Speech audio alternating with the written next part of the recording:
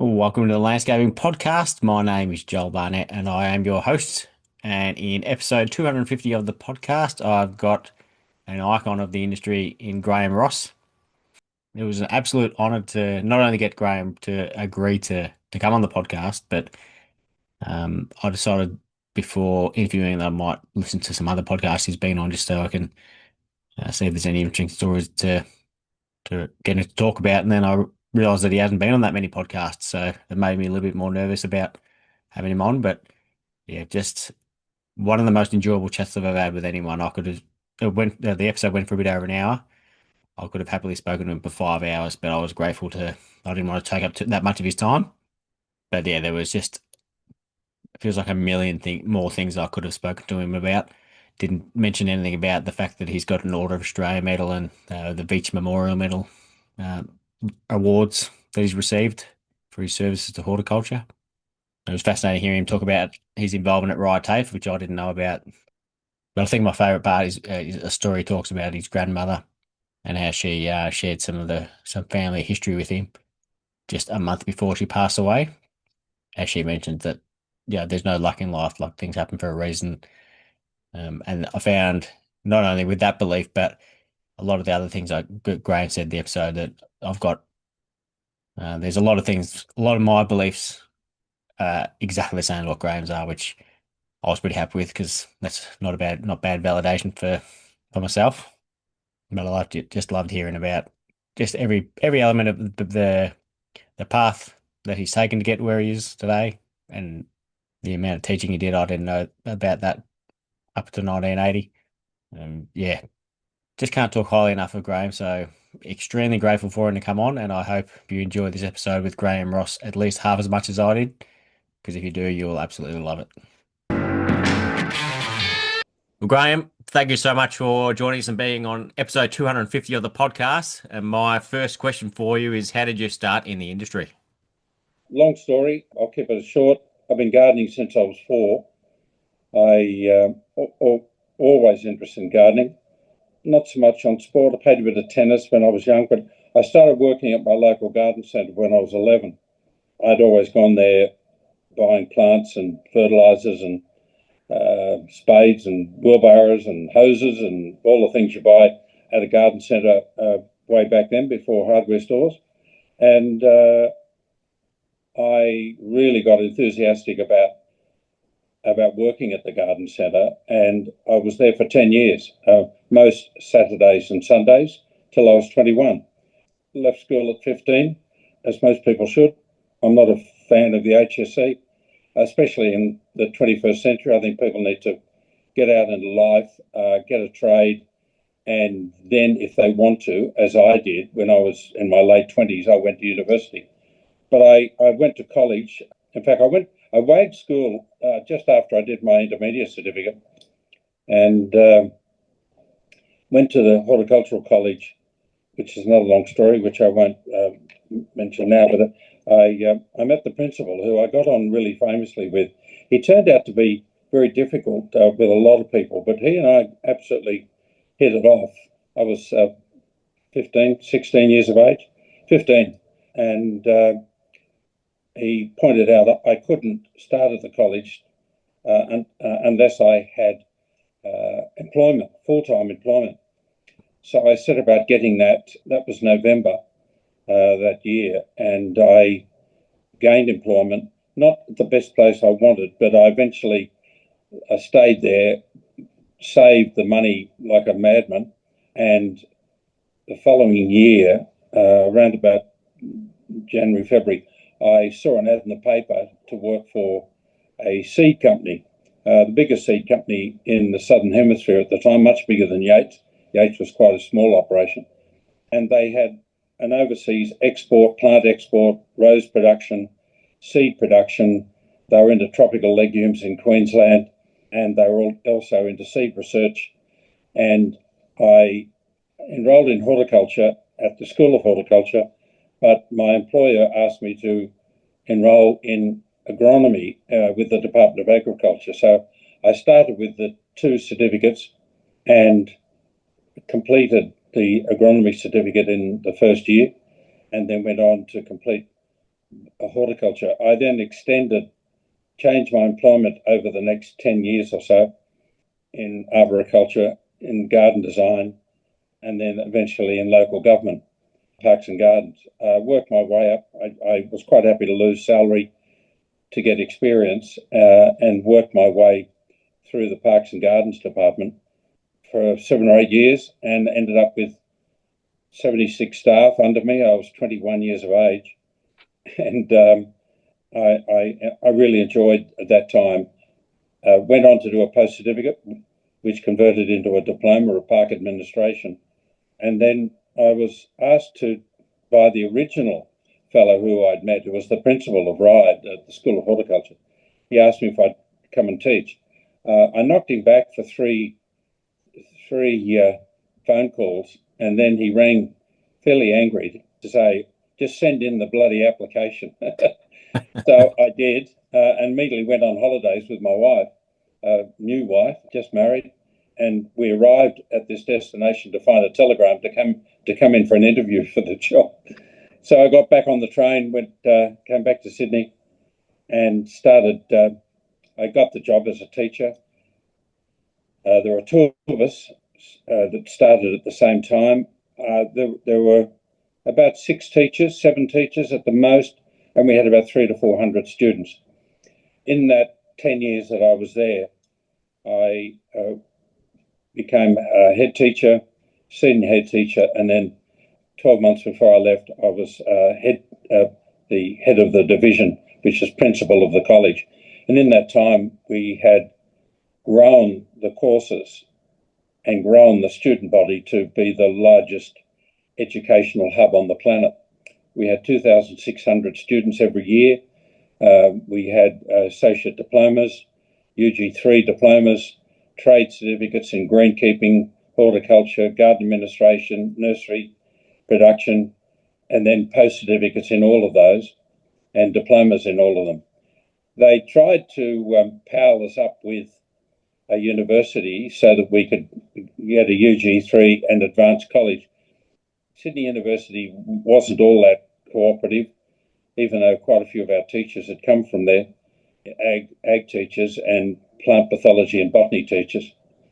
But eventually we set up a partnership with the University of Technology Sydney, UTS, and they had an amazing woman who only passed away recently, Dr. Margaret Burchett, an absolute genius, and she understood exactly what I was trying to do, to create a pathway where you could come in as a trade student and educate and work at the same time as a 15, 16-year-old, and go right through all the various channels. If you want to do parks and gardens, if you want to do nurseries, if you want to do landscape design, garden construction, landscape construction, you could go through that pathway and then end up going to UTS and get a degree. And that worked for a small number of students. The industry didn't have capacity Australia-wide to handle more than about 5 degree students a year maximum. We had 2,600 students, as I said. Also in that 10 years, we built 5 other colleges throughout New South Wales, all of which pretty much still exist, from Canberra to Orange and the Western Tablelands, right up to the Queensland border and everywhere in between. So the 6 colleges plus Ryde was an enormous dynamic institution, and we had well over 70 staff. So it was a massive enterprise. Now, I enjoyed it greatly. There was a lot of politics with the bureaucracy of TAFE, and I decided that I had done everything I possibly could in education, and not that I had any plans. In fact, I had no plans at all, but I was pretty exhausted. I was only still quite young, and I was in early 30s, and I decided that I would retire from TAFE, leaving it on a high with a massive student body, a terrific staff, and I retired in January 1980, and recouped mentally and physically. It took about a month or so, and because I hadn't actually had a break. I might mention that when I started at the Garden Centre, that was Saturday, Sunday. and I worked there Saturday, Sunday pretty much for 10 years. And every job I had was Monday to Friday. And then every other job that I had, whether it was in local government, in my own small business, or teaching, there was also a weekend component. So I've basically worked 7 days a week since I was 11. It's an industry where you can do that. I have an enormous passion for this industry. I love the gardening industry. Horticulture is no longer what it used to be. People who don't in our industry, which is about 99.9% of them, don't go to Canberra. When I was chair of the Australian Garden, when I formed the Australian Garden Council, I realised I had to be in Canberra. It was no use having a state body because the states don't talk to each other. They had each other's guts. And that's why Australia will never, ever achieve international fame as a nation. We'll have individuals that will, we'll have states that will, but never as a nation because there's too much division. And that division has been there since I was 11. Yeah. I identified it when I was 11 or 12 years of age, and I'm approaching 80, another couple of years, and it hasn't changed. In fact, if anything, Joel, it's got worse. But I knew that some of the problems, I was asked to, well, I'll finish at that. So that was where my career started. The only alteration to that is that I'd been gardening all my life. And when I was 21, my grandmother asked me to come over and see her. And we got on famously. I'd been with her a lot. My mum and dad both worked. It was at a time when you had to. And I spent a lot of time with her from the time I was in a pram and the time I could walk, and after school when I was in primary school, after school when I was in high school. I would always spend time with her. And eventually, when I was 21, which was the old age of consent and knowledge, unlike today, and she sat me down and then started asking me questions about people who I'd never heard of. I'd had some inkling about one or two of them, and it turned out that her brother was a famous horticulturist in Britain. His son was equally as famous, and I won't go into where they all ended up, but they were pretty in the RHS centenary book that they published. They said that my uncle was one of the greatest horticulturists of the 20th century. So Tom and his son Roy, I was a bit shocked about this because I thought it was interesting. By that stage, I was teaching about botany and evolution. And, Darwinism was so huge that everything was evolving. And I think I was into the second year I think second year of teaching some of this Darwinism sort of philosophy, which had taken over the world. And here I was, a clear example of genetics, a clear example of a genetic life. Eventually, many decades later, 2 decades later, when I was setting a company up in London, my son was living there and to set it up for us. And we went to see my cousin in Scotland. We're all Scottish. And I went to see him, and he was the family archivist and printed out our family tree. And instead of being a vertical tree, it was a horizontal one. So everything went sideways, which was quite hard to read, but in print, it was very clear, and it went for 16 metres when he printed it out. So I'm at the front end of it. I wasn't on it because it was all to do with Great Britain and the UK. But I could see all these people who I knew, who were family members, and some that my grandmother. By the way, my grandmother died a month after she told me all of this, so she was very, very wise and knew that she wasn't well and wanted me to know this. But I asked her why she hadn't told me or given me any information, and she said, "I didn't need to. You just grew to be my brother." So, and my mother was the same. My mother knew all about the history. So I asked her, and she said, "Your grandmother asked us all," because she was one of 7. She said that nobody was to mention Uncle Tom or Uncle Roy because of the connections that they had in life, which I won't go into now, which I have in my memoir and in detail, but I won't go into it now because it's quite complex. And my mother said, my grandmother had said no one's to talk about Uncle Tom or Uncle Roy, so she didn't. And I said, but you obviously knew my family history. And she said, yes. She said, it didn't surprise me at all that that's what you wanted to do, as to become a gardener and to become a horticulturist.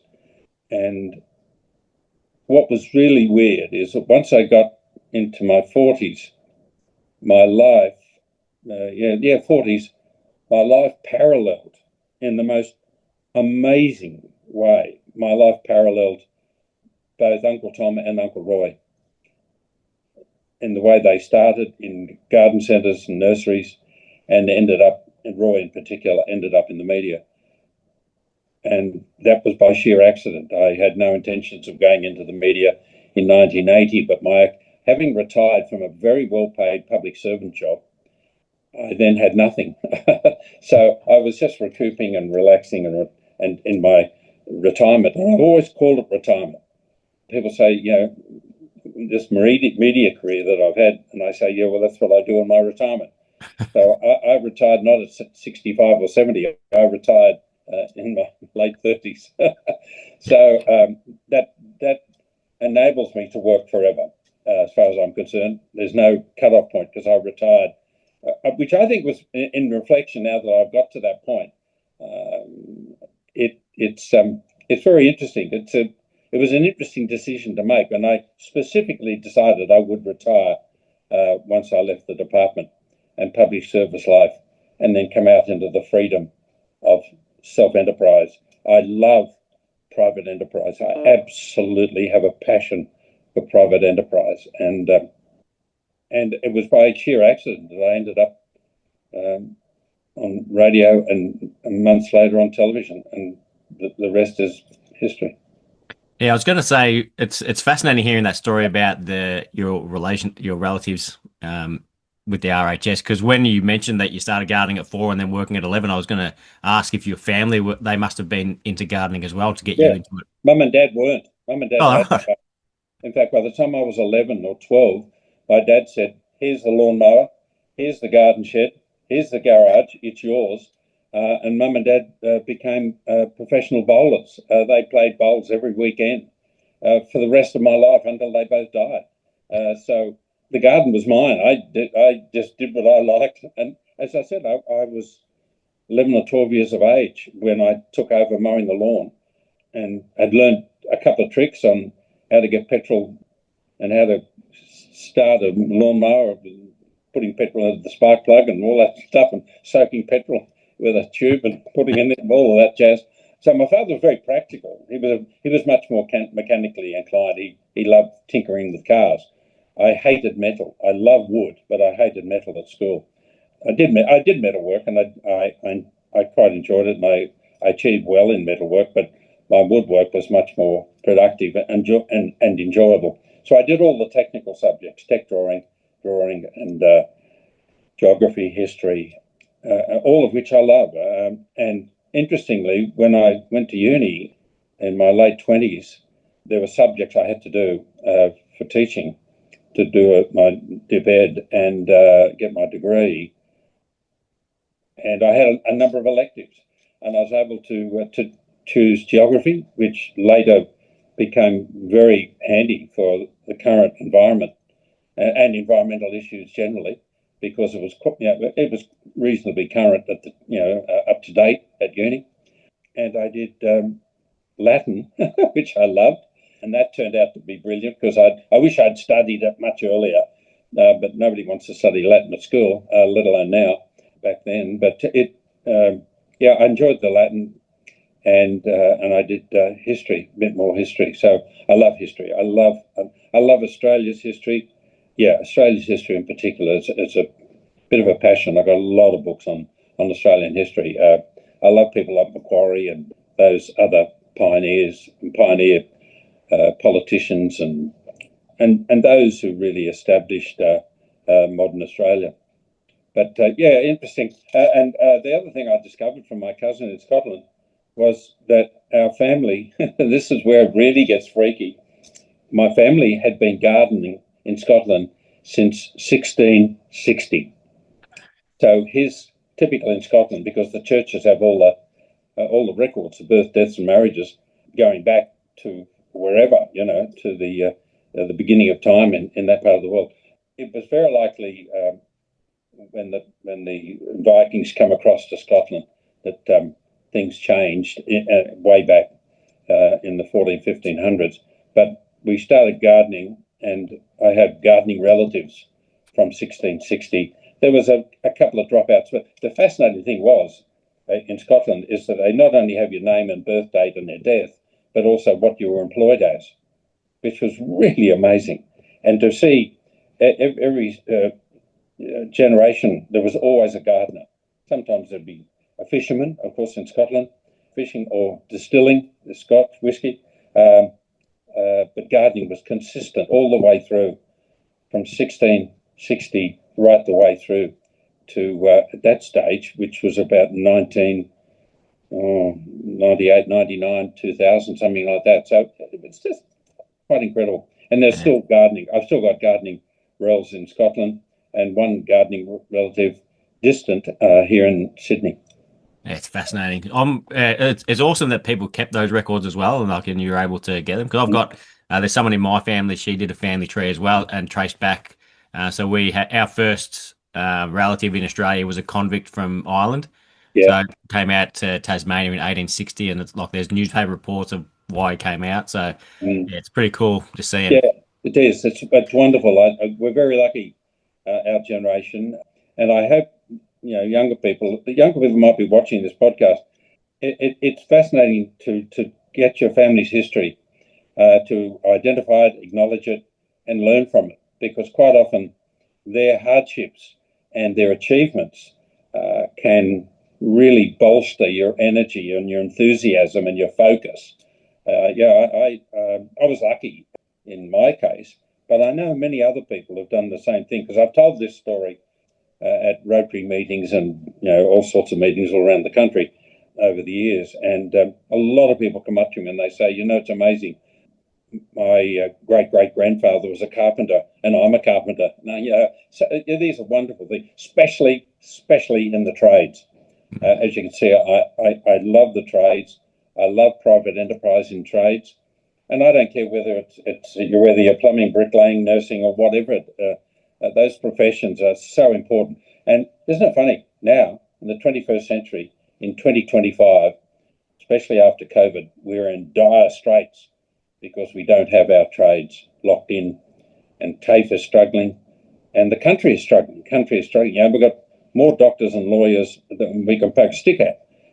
It was interesting, very interesting, Joel. When I was teaching back from 1970 to 1980, we had a lot of mature age blokes and some women.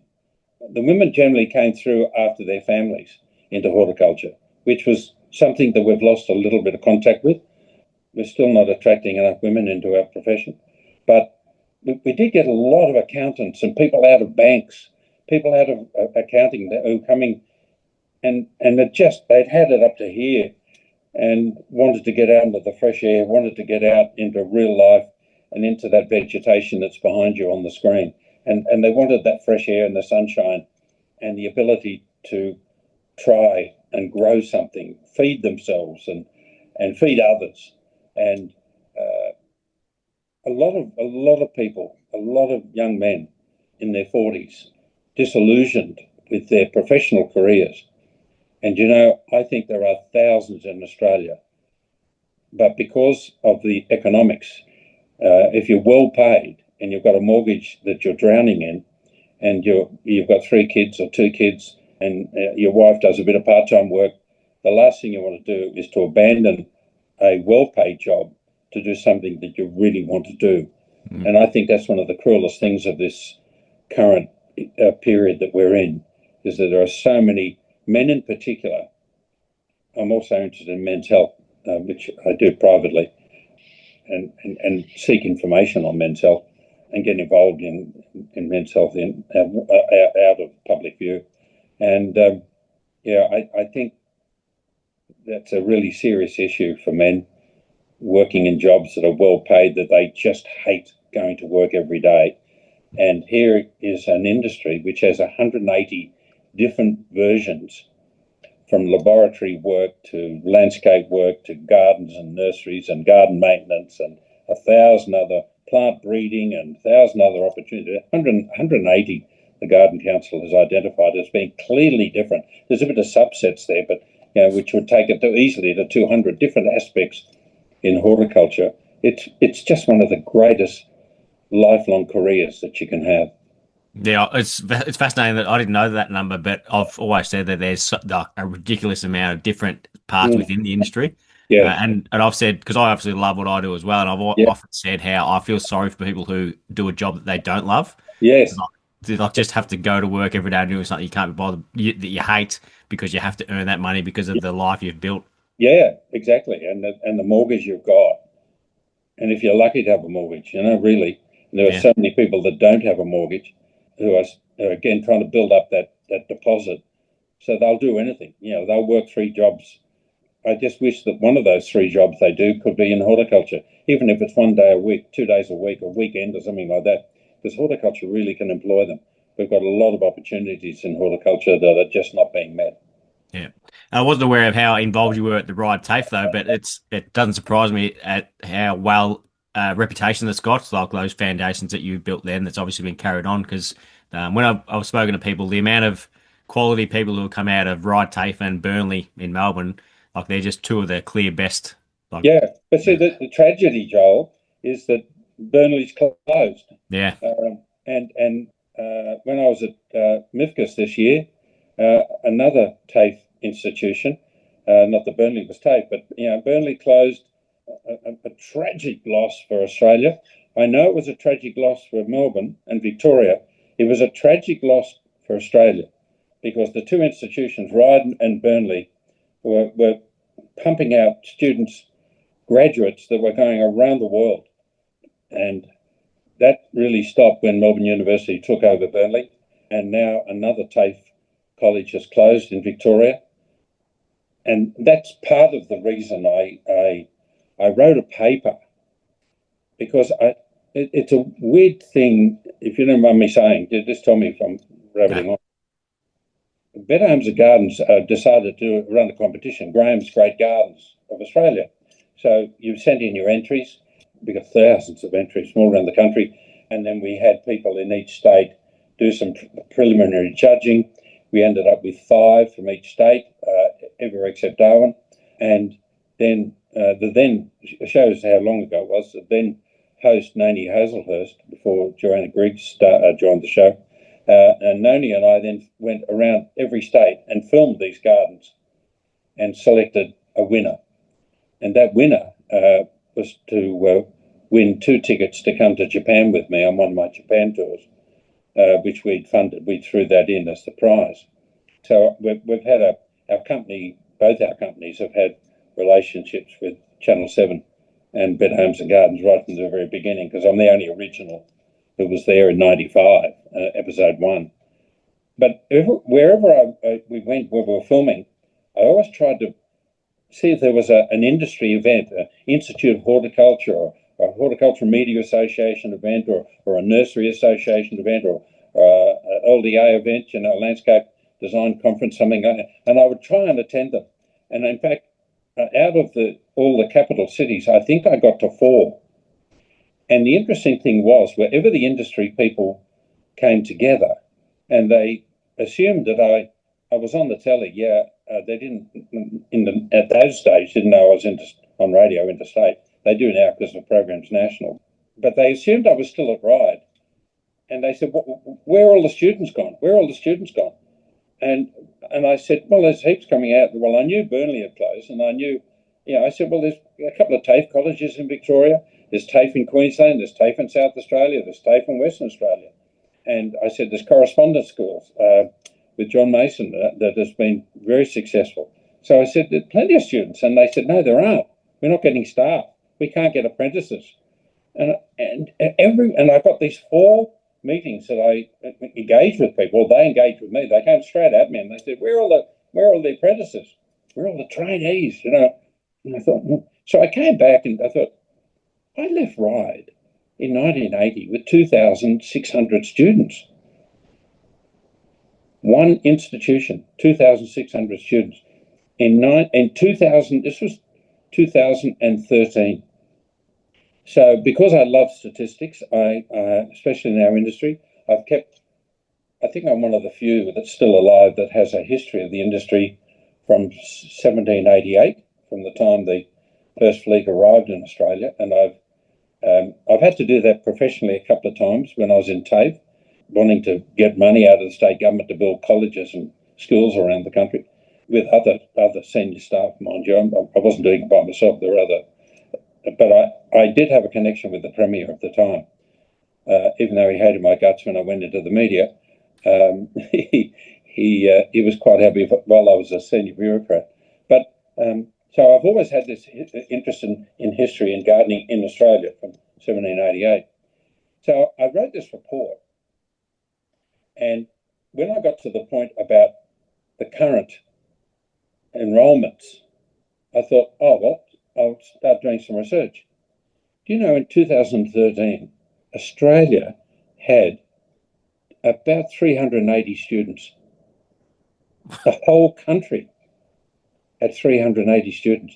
If you take in some of the auxiliary sort of courses, like bonsai and home gardening and landscape construction, preliminary and trade courses, short ones, not 12-month courses, you could get to 415.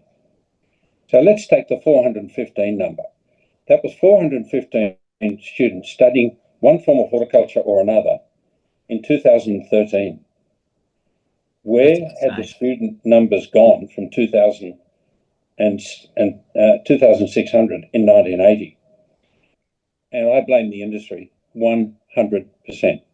The industry failed itself. The nurseries, the landscapers, the entire industry failed itself by not keeping a close watch on the input of students to go into apprenticeships and training and scholarships and the like. There's reasons why that happened, but it was I stick by my criticism of the industry. It was a totally industry failure. And when I put those figures into it, the document was damning, absolutely damning of the industry. And I was asked to present a paper in the Blue Mountains at a special event. The Blackheath Rhododendron Society in Blackheath had built this beautiful extension and a viewing platform for handicapped people to look into the rhododendron garden. And they named it after me, and they'd asked me to open it. And they said, oh, could you also present a talk, something important? Long story, there's another story to that. But anyway, there was 175 people there. And I decided, okay, I thought, I'm going to throw this out there because I assumed there were industry people there. I knew there were a lot of people that were from the industry that lived in the area that were attached to the rhododendron garden. So I presented this paper, and I watch very closely when I'm giving a talk, and I timed it at 31 minutes, and I got to 35 on my watch, and I noticed not one person had left, and they were all standing. So I knew I had their attention, and I wrapped it at around about 38 minutes. And I got great applause. A lot of people come up and they said they just couldn't believe how bad things were. And a woman came up to me and she said, are things that bad, are they? And I said, it's a beautiful, lovely, sunny day here in the Blue Mountains. I don't want to depress anyone any further, but in fact, I think things are much worse.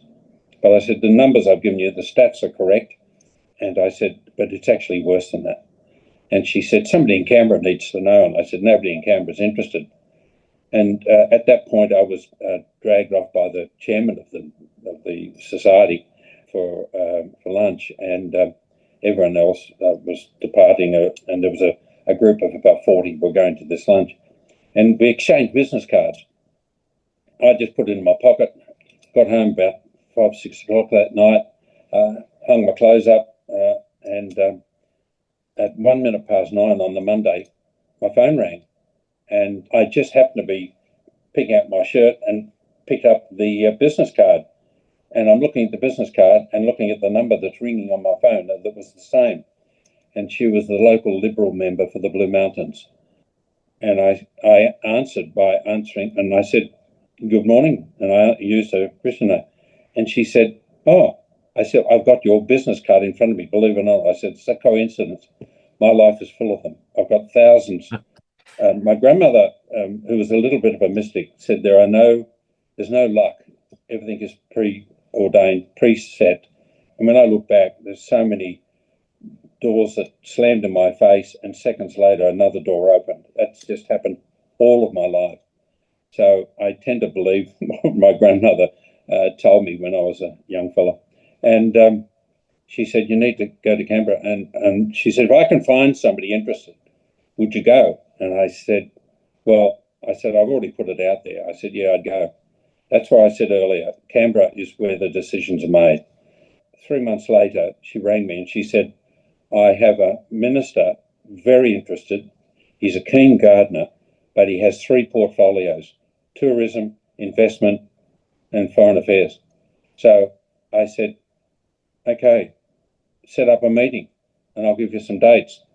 And he was extremely busy, and a senior minister, had been in Parliament all his life. And I eventually went down, sent the report to him, and he had read it thoroughly. He had an assistant there, Luke Uchterstruct, who was his senior advisor, who's still on the outskirts of politics, but touches into horticulture occasionally. I've touched base with him a couple of times since. This was back in 2014 by then. And he said, "You need to form an association." I said, "That's the problem, Minister." I said, "Associations have let the industry down for these last 30 years. And he said, "Well, some sort of group that we can officially communicate with you." And the only thing I could find that had the sort of ideas that I was looking for was the Canadian Garden Council, very similar body that we eventually set up. And I communicated with them. They were just wonderful. They sent me all their documents, which we adapted and changed and Australianised. And then we set up a company with an ABN. We applied for a charity status, and we eventually got it from the ACNC and all of the other paraphernalia that you need to set up a not-for-profit charity and a business. And in 2019, David Littleproud, the Minister for Agriculture at the time, and one of the best ministers I've ever met, and I've met a lot of them, but on both sides of the house, he rang me and he said, "I've been reading some information about the Australian Garden Council." And I said, "Yeah." I said, "Really?" And he said, "We have the same problem in agriculture." And he said, "It's worse. We have suicides of young people in the country." And he said, "We've got to stop it. Our education colleges are empty." And he said, we've got to reawaken them." He said, "Which I've started some steps to improve connection with students in high school with regard to agriculture." He said, "You need to do the same thing in horticulture." And I said, "Yes, Minister." I said all of that. And I said, we've got a board of directors in every state of Australia and Tasmania. And I said, but to do that, we're going to need money. I said, we need serious money. And he said, "I'll see what I can do."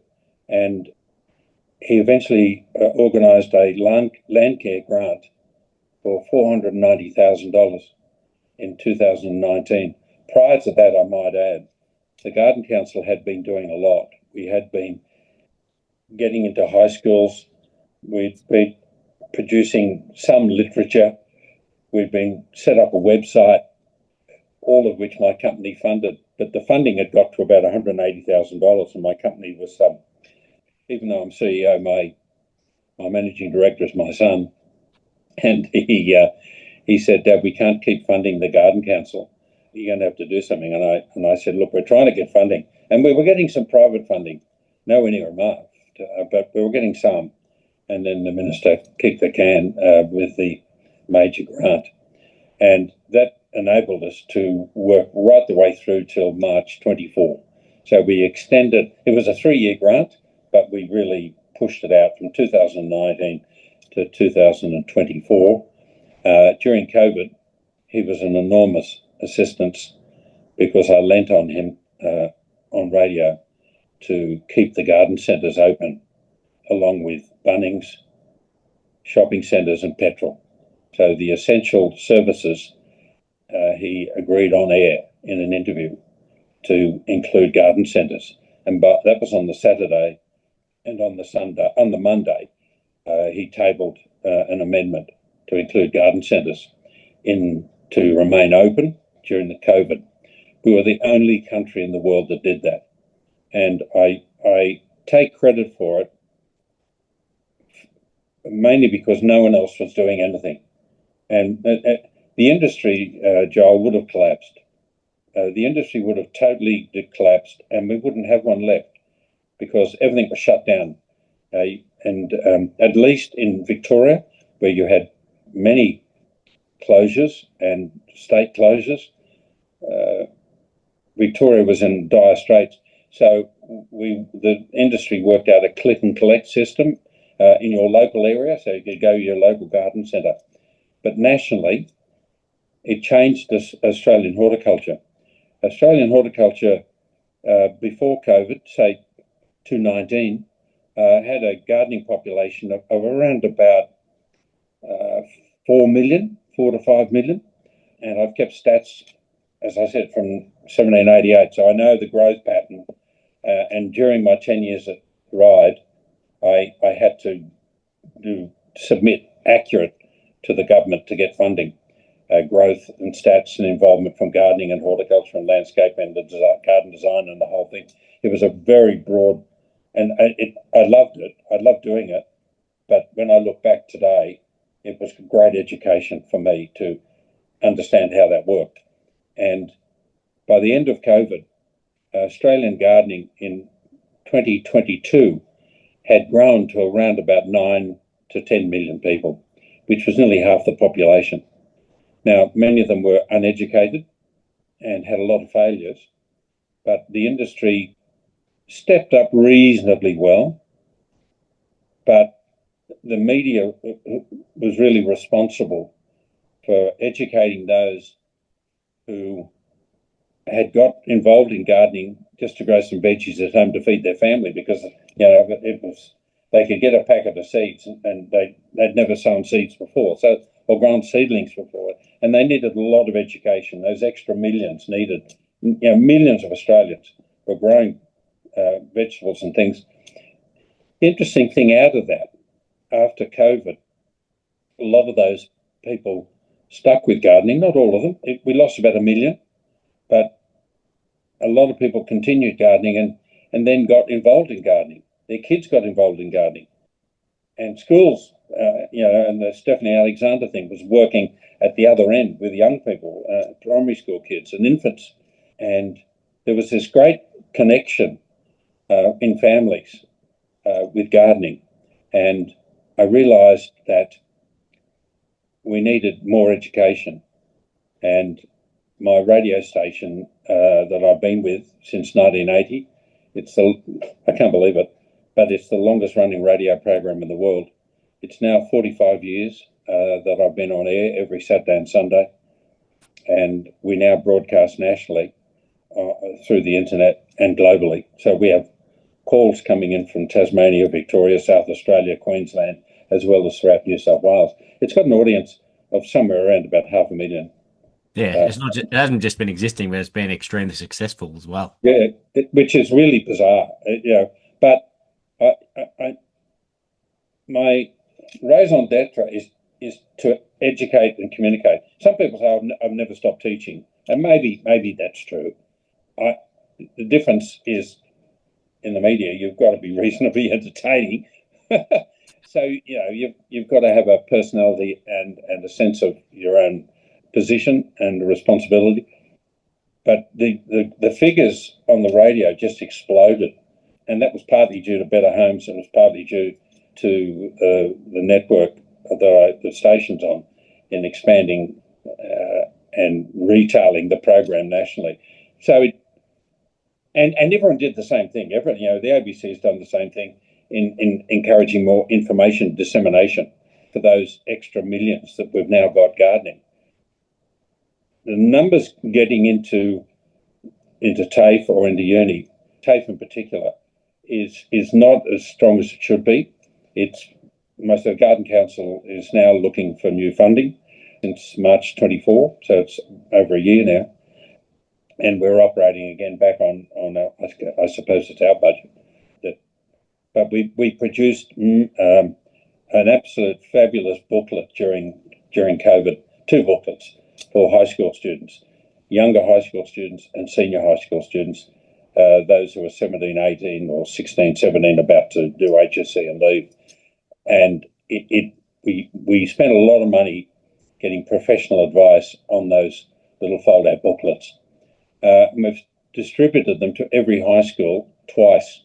In every high school in Australia, every single high school, we've sent out about 600,000, something like that, booklets to high school, and we distribute them at gardening events, MIFGS and the Queensland Garden Show and stuff like that, and the events in Sydney, the Collectors Plant Fair and what have you.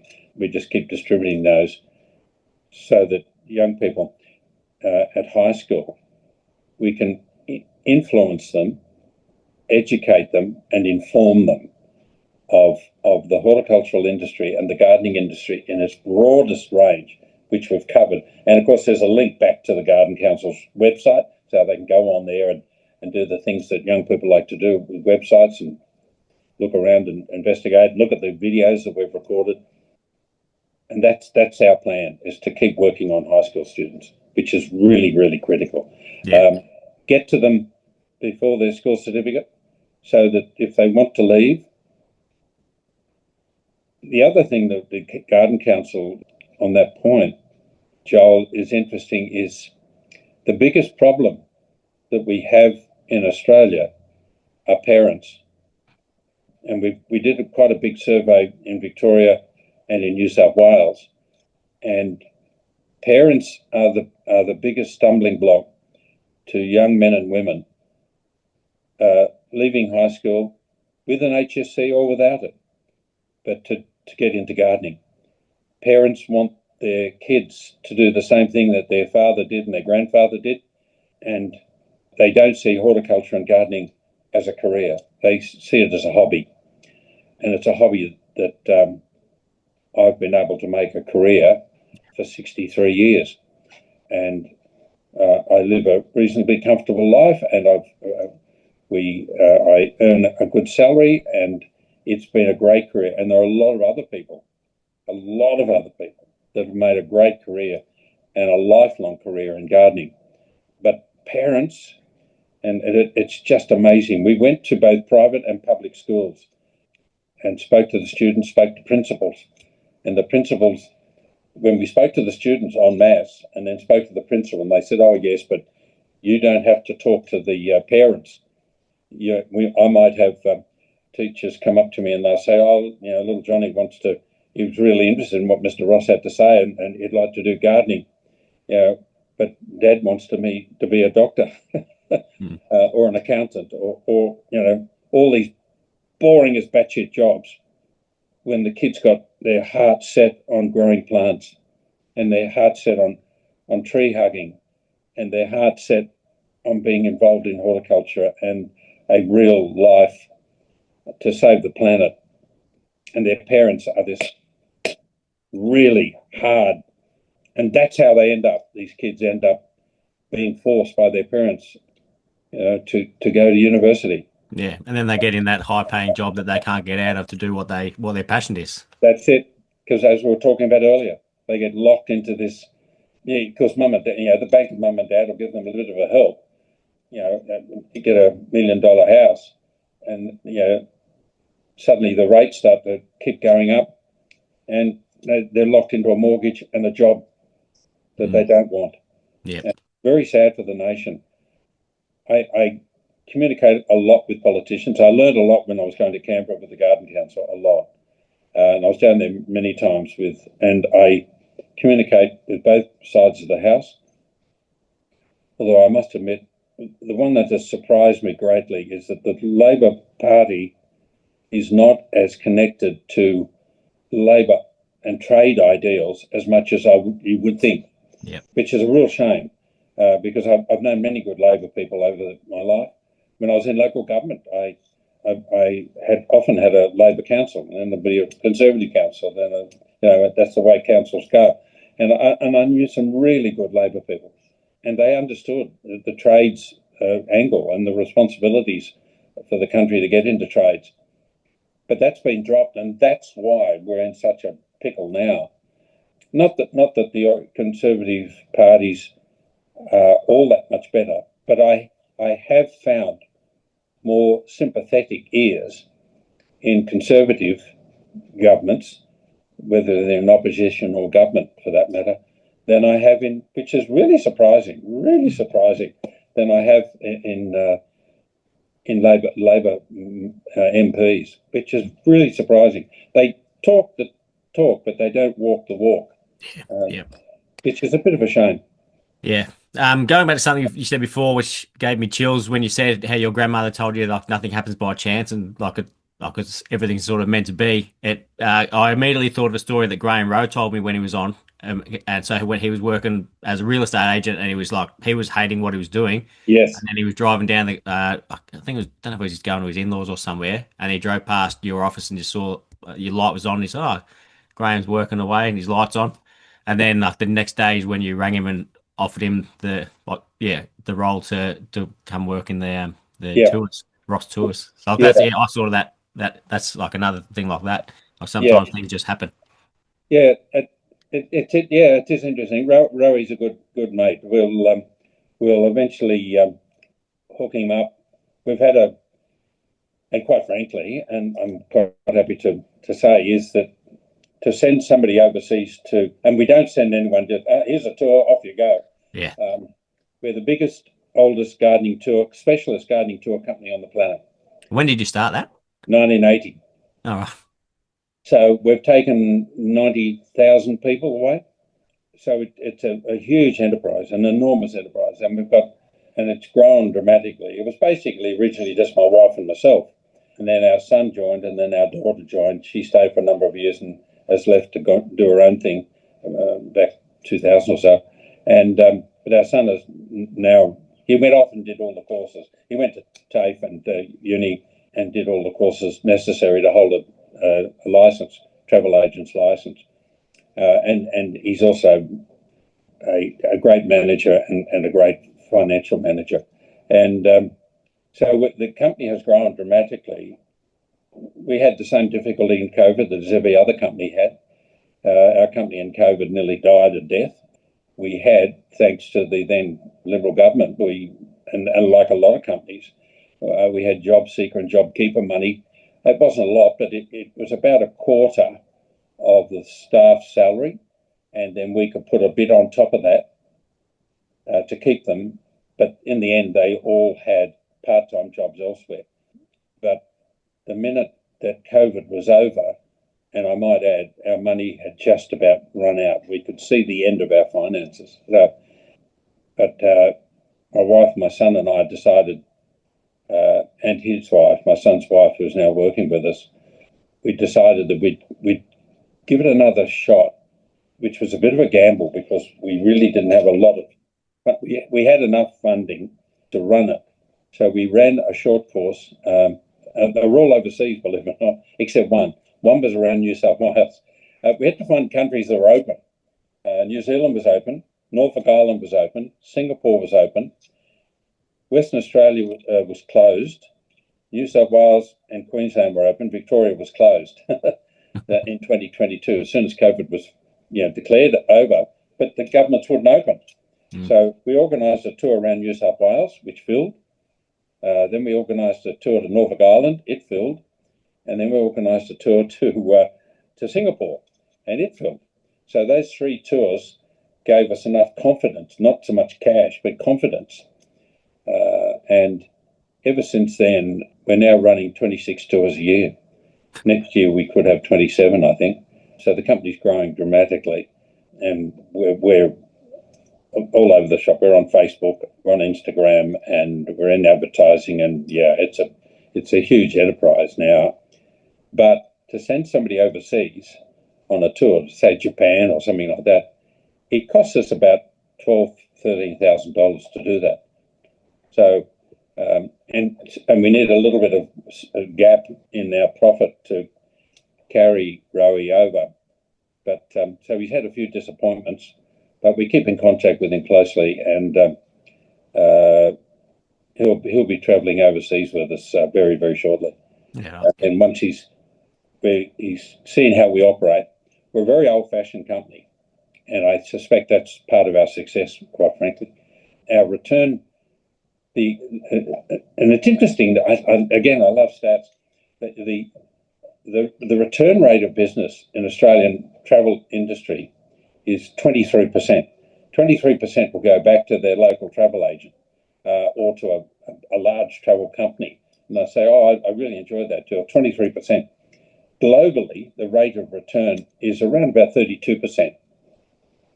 And when I learned these two figures quite some years ago, I thought, this is interesting. So I keep a record of every tour we do, every tour we've ever done. I'm one of those anal, I suppose, anal sort of people. But unless you've got facts to back up what you think, and then you've got to think, okay, let's have a look at the facts and to see what it says. And when I looked it up, for the previous 12 years, this was a couple of years ago, for the previous 12 years, and it hasn't changed, our rate of return was over 70%, which is more than twice the international average. And we're now, last year, I think it was 73% of people returned to travel with us, which is enormously high. Yeah. And it's, it's a return rate that other travel companies just, boggle at. They just can't believe that there is so much a positive relationship. But we work at it, and every single one of those people that travel with us is part of our family. Yeah. You care about the people, they're not just a number. No, and they're personal people. We know their birthdays. They know mine. They know my wife's. They know every tour leader, and they all get birthday cards, and it's just this enormous family of 80,000 people, and there are people joining them all the time, whether they come through the Garden Clinic Club or whether they come through our advertising or whatever.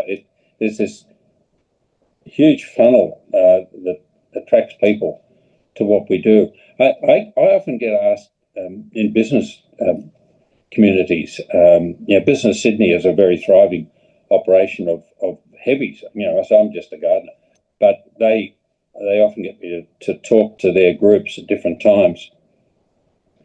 And when I point out what I'm doing and what we've done and what we've achieved, they just shake their heads and they say, that can't be right. And I said, well, it is. I'll share the stats. I'll share the figures. I'll put a overhead up and something, and they, oh, goodness, that's incredible. How do you do that? And I said, well, it's just old-fashioned. We've got a family running a family business. And I said, and every person that travels with us feels they're part of the family. I said, that's what it's like.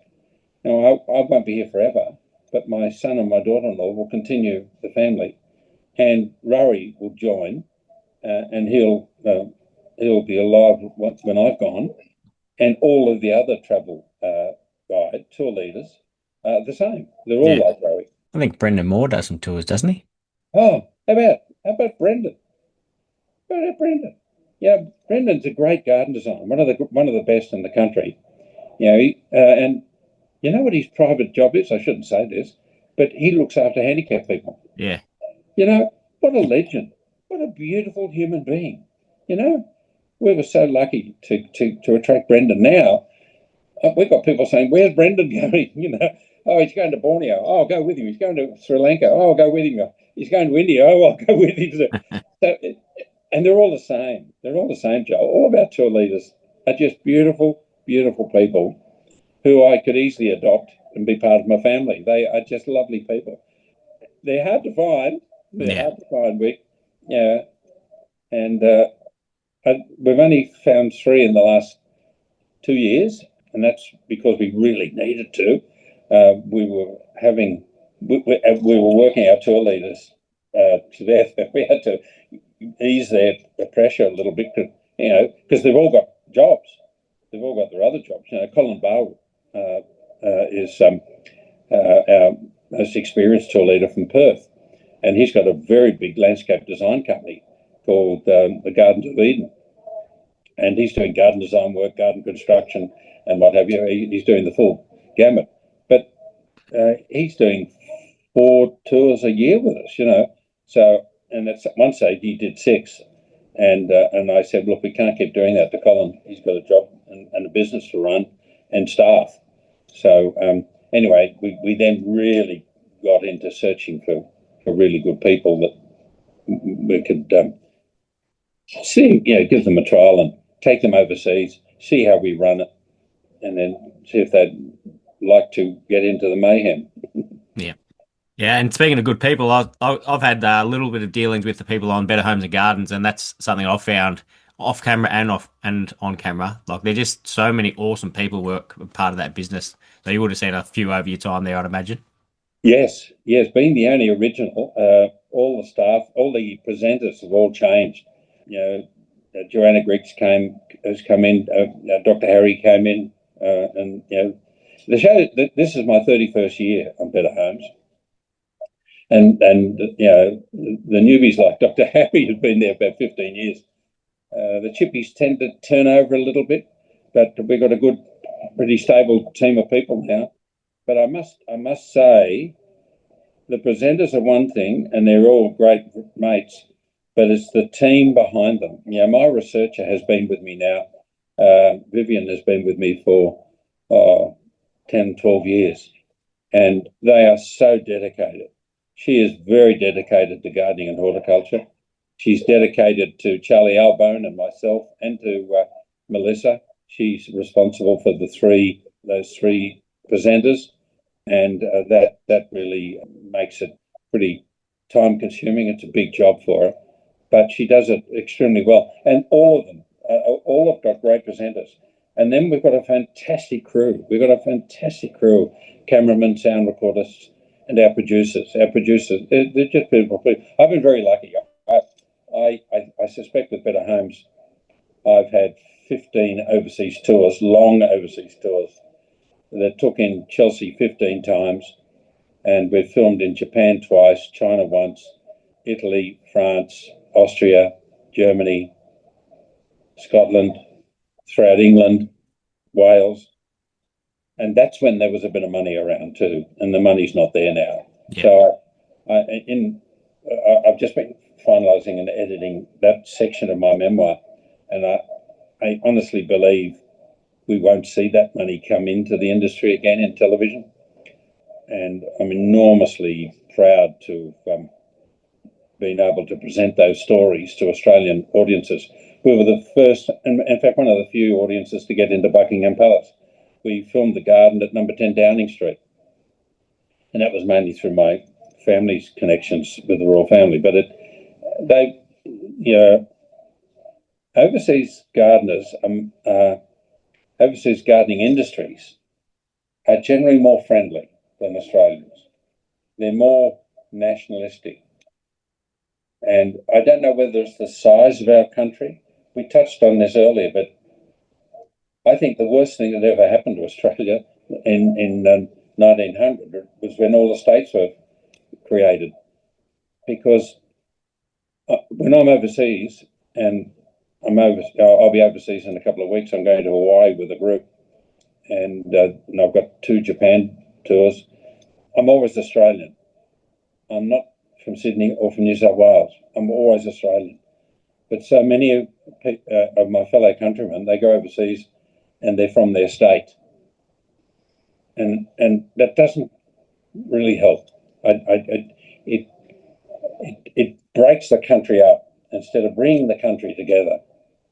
And I think if I have a failure, that's one of them, is that I've worked so hard since 1970 to try and create an Australian identity for horticulture.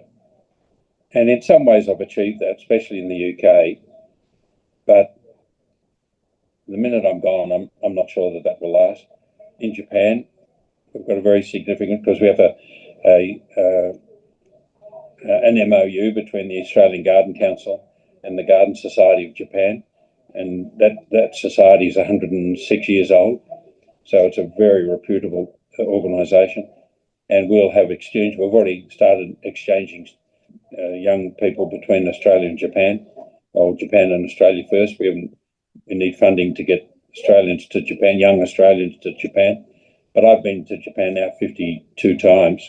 I know the country backwards. I speak Japanese. I have a lot of Japanese friends there, and I know where the best gardens are, and I know where they can get employment for 3 months. But I need funding to have scholarships and stuff like that. So for the Garden Council, but wherever I go to, the Australian ambassador in Japan heard that we were signing this MOU, and he rang me and he said, "I understand you're coming to Japan, to Tokyo, to sign an MOU." And I said, "Yeah."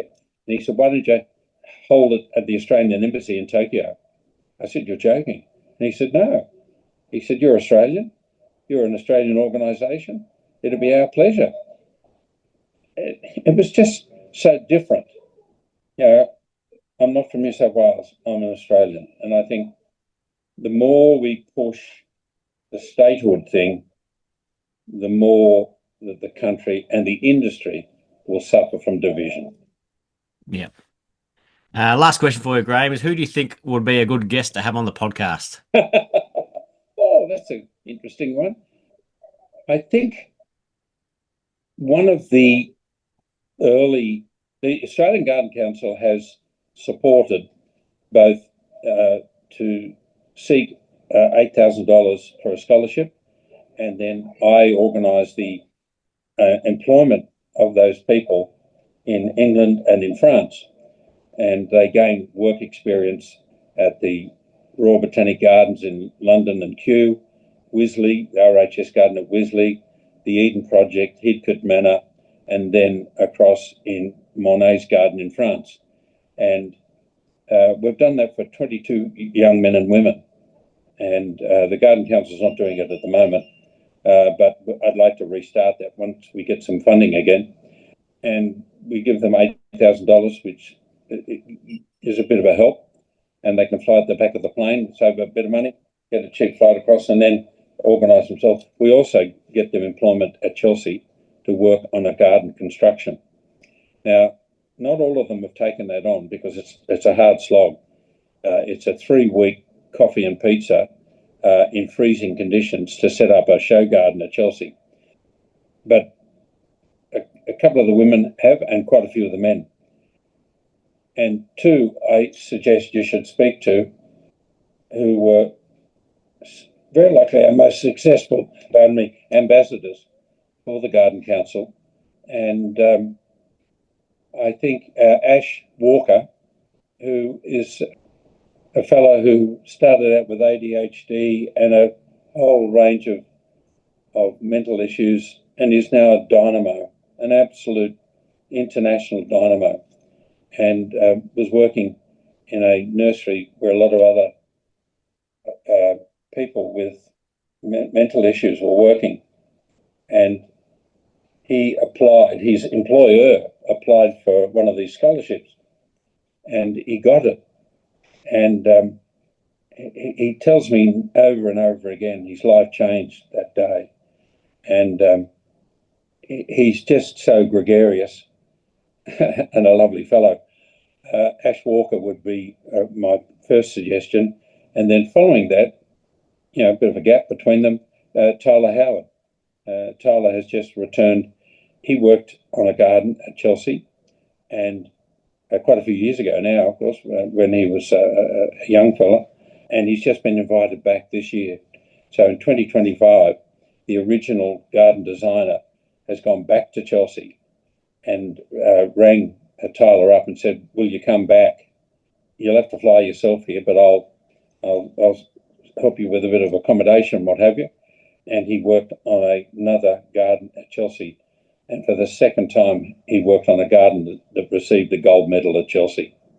So he's another young fellow, Tyler Howard, who's a great ambassador for Australia. I've been meaning to get him on because I've had Ash on and he was like just phenomenal to talk to. Absolutely loved it. And then I caught up with him at MIFGS this year. I caught up with both of them actually, but I haven't had Tyler on yet, so I'll definitely. How was Ash? Was he cool? Yeah, such a good, someone who's so passionate at such a young age as well. Again, who's loving what they do, and also, and like you hinted at, then like he's getting all these opportunities, but then he's also getting more from it as well. Yes, like he's stretching it and like making contact with Kate Gould to go for that's right. Yeah. They've all done the same thing. Once they open those doors in England, and that's my job, because I can open those doors for them fairly easily. Once that happens in England, the right people see the opportunity, as Ash did and Tyler, and then they compound those contacts, and there's contacts upon contacts upon contacts. They will travel the world forever for the rest of their lives. I know they both want to go back and work in Monet's garden. Yeah. I think Ash would like to work there permanently, but I won't let him. I can tell him. I said, we need you here in Australia. But he's applied for a full-time job there, so he may get it. Jan, who is the manager there, she and I are good mates, but I haven't interfered with his application. But he'll very likely get it. And he's a good lad, lovely fellow, and Tyler's the same. Yeah. Well, cannot thank you enough for coming on, Graham. I appreciate your time so much, and it's just been an absolutely fascinating chat with you. So thank you so much. My pleasure, mate. All the very best, Joel. Good luck, and anyone who happens to be watching the podcast, if they want to contact me, if anything that I've said in conversation with Joel is of any interest, and if you want to contact me regarding the Garden Council or anything else, I'm always easily contactable through the Garden Clinic, through the radio. Not the television, it's a nightmare, but the radio or directly through the Garden Clinic, and I'm more than happy to respond. And I will definitely respond to you. No matter how many contact me, I will always get back. And if I can help, I'm happy to do that. Thanks, Graham. All the best, Joel. Take care, bud.